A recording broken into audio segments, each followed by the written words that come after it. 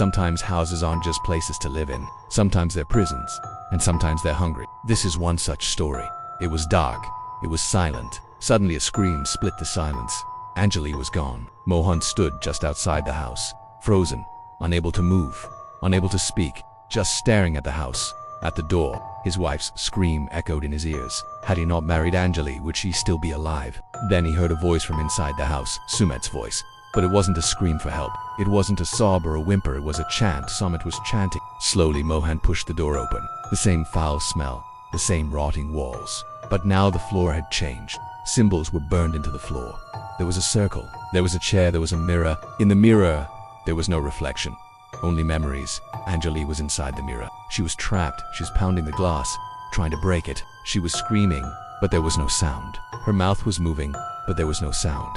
And then she mouthed those words, "Run." That's when Sumit turned to him. He was smiling.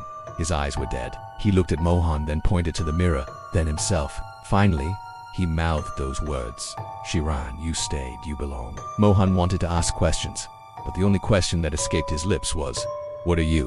Sumit didn't answer, but the house did. The walls breathed. The lights flickered. A deep voice rumbled from every direction. One must stay. One must feed the house. One must carry it forward. Suddenly the floor split open. Roots burst out of the floor.